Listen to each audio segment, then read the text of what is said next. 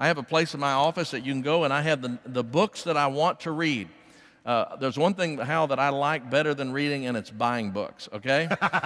And so I have Let me just say, I've been in his office, and it's like being a kid in a candy factory. And if you touch stuff, he lets you have it. Well, my problem is I enjoy buying books, so I put all the books that I haven't read yet in one place, and I put them in the order that I need to read it. And you need a kind of balance there, where you're reading on leadership, and you're reading on management, and you're reading on theology, and you're reading on relationships, and you're reading on communication, and you're reading on marketing. And it needs to be varied, because you're going to have a direction that you lean to, and you need to be aware of that. You need to have self-awareness, and you need to provide variety in that. But my question is, what have you read lately? And one of the ways that I stay accountable on that is that our elder board meets every 2 weeks. Once a month, they get a list of my current reading. And so my elders have a list of what I've read for the last 10 years. They know what I'm thinking about because they know what I'm reading. And knowing that once a month they're going to look and they know what my goals are in terms of reading, it helps me to use my time well instead of just watching another ball game that's going to be gone forever, to sit down and spend 30 minutes in a book. And guys, if you spend 30 minutes a day, just spend 30 minutes a day reading, you can make some real margin in terms of being a learner. Are you intellectually fit? The third thing that's there is a fitness of the spirit. And guys, I don't know any better way to say that than fruit, okay? Are you becoming more like Jesus Christ? The fruit of the Spirit is 9 characteristics that are colors that paint a portrait of Jesus Christ. Yep. More important than me asking you that question, if I were to ask the people who know you best, would they say that you are more like Jesus today than you were a year ago? Are you more like Jesus today than you were 6 months ago? Are you incorporating in your life the spiritual disciplines that connect you with your God on a regular basis so that you're becoming more like Him every single day? Are you spiritually fit? How's your relationship with God? Are you closer to God today than you were a year ago? And then soul fit, or soul fitness, scratch through that and just write relational. It may be a better description, relational fitness. No, you have to write small. What I'm talking about here is I'm talking about, do you have close Christian friends? And let me just say this, is that the men in the room struggle with this more than the women in the room. For whatever reason it is, men seem to have a problem of letting people get close to you so that they can cover your blind spots, so they can help you. And are there 1 or 2 guys who know the sin that so easily besets you? Ladies, are there 1 or 2 ladies that know the sin that so easily besets you? Do they know what you're struggling with? Do they know what you're aspiring to? Have you let people get close enough to you to help you? Iron sharpens iron, so one sharpens another. And then we move to the second realm here. This is about fitness. This is about faithfulness. And it talks about those areas that we're called on to be faithful. How is your marriage? How would you rate your marriage? The Bible says if a person's not doing a good job in their own house, then they don't have a right to rule over the household of God. That's already been spoken of today. When someone used the illustration, I wish you were the man on stage instead of the man I have at home. Wow. And so how's your marriage doing? Steve, let me... Yeah, please. At this point, I am very tired of, but I'll keep stepping in that direction, and Steve is too, the church planters we see fall here. Nobody started a church because they said, you know what, I like to go out and start a church, get it growing, and blow my family up, lose my job, lose my wife and kids and my influence. Nobody starts there.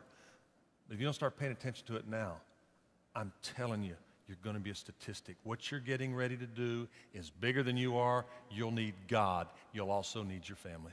Yeah, and the thing is that when you do stuff at the church and it does have some measure of success, you're going to get immediate feedback and you're going to be in the limelight. And it's hard to go from that immediate feedback and that success to a home where maybe you're not getting that immediate feedback and you're not getting those strokes. My wife claps for me when I do the dishes. She'll clap and the kids line up. Well, see, not everybody has a wife like that, though. No. And so your tendency is to spend more time at work. And I guarantee you what happens is you get chasing that very task-oriented pursuit there. and you have a tendency to stay there longer. And so what happens when you come home, you get complaints at home about not being at home, which makes you not want to stay at home very much. That's just a word to the wise. The wives, not the wise, right? Yes, right.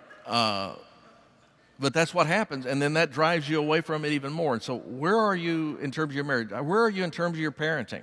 Yeah. And are you getting better at parenting all the time?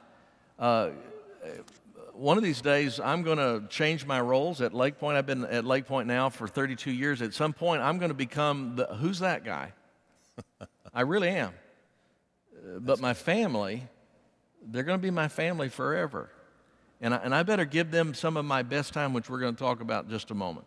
In terms of career, how are you doing at your career? I think everybody is great at something, and you ought to probably work at something you're great at.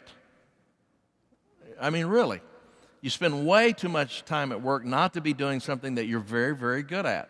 How are you doing at succeeding at that? And finances, and Hal's already mentioned this. Guys, you better be managing your own personal finance well, which means you don't need to be having any debt on depreciating assets. Yep. You need to be living within your means. You need to be living by the 10-10-80 plan, where you give God the first fruits, that you save 10% so that when you do need to buy things or you do have emergencies, that you're able to pay cash for it and then live on 80%.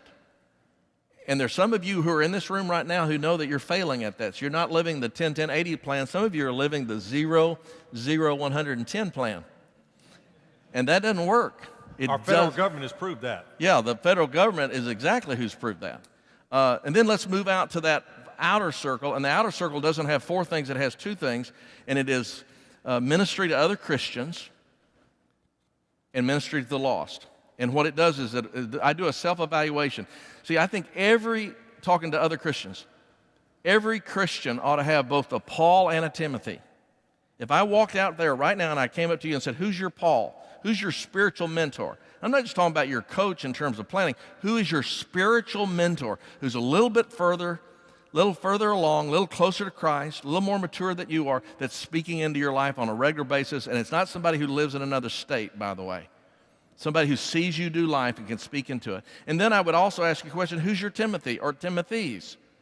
Everybody needs a Paul. Everybody needs a Timothy. How are you doing on that? If you're going to rate yourself from 1 to 5, how would you rate yourself? And then the lost. You know, I talked earlier about the fruit of the Spirit. The other sign of maturity is the other kind of fruit that the Bible talks about, and that's new converts. Is there anybody who is in the kingdom of God today who was not in the kingdom of God a month ago because of your direct influence? Have you moved anybody from a -7 to a -5 coming closer to Christ? How are you doing in that area? And see, all 10 of these areas, I think, are areas that we need to evaluate ourselves on a regular basis if we're going to practice self-leadership. All right? So the first thing is self-evaluation. Turn back, if you will, to page 15.